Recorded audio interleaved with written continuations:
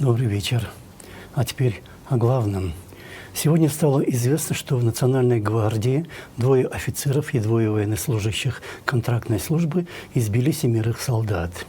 Произошло это в период с 16 по 21 июля, а синяки и кровоподтеки на телах солдат срочной службы были выявлены во время телесного осмотра.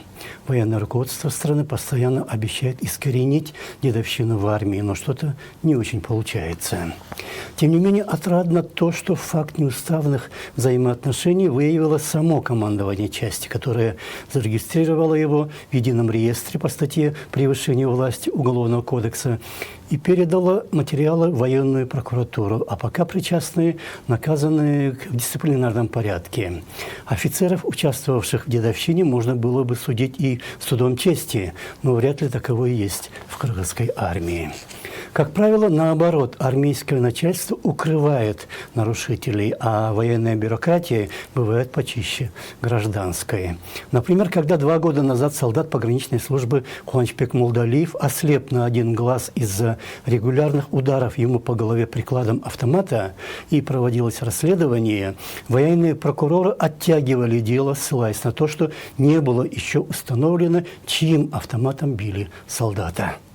В целях установления, кто получал в тот день оружие, мы назначили судебно-почерковецкую экспертизу. Именно в целях установления, чьим именно автоматом мы сейчас проводим мероприятие.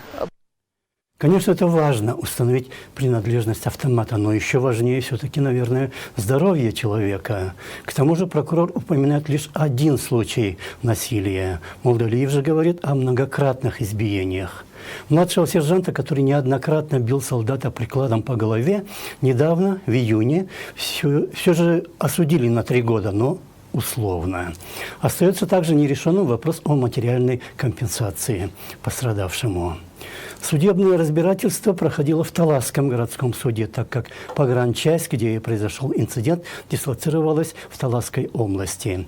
Суд постановил, что вопрос компенсации должна решать погранслужба, но она сейчас обжаловала судебный вердикт в отношении младшего сержанта, заявляя, что Молдалиев не сразу обратился за медицинской помощью, да и отлучался из больницы во время лечения. Очень важные моменты. Подобная бюрократия не делает чести руководству погранслужбы, про коррупцию в которой много говорил скончавшийся недавно, в июле, подполковник Талгат Аланов, которого его же коллеги подвергли за это травле. Коррупция с тех пор в погранслужбе, наверное, не убавилась, но вот найти средства для компенсации пострадавшему, потерявшему здоровье солдату, очень трудно. Необходим общественный контроль, но он всегда воспринимается в штыки.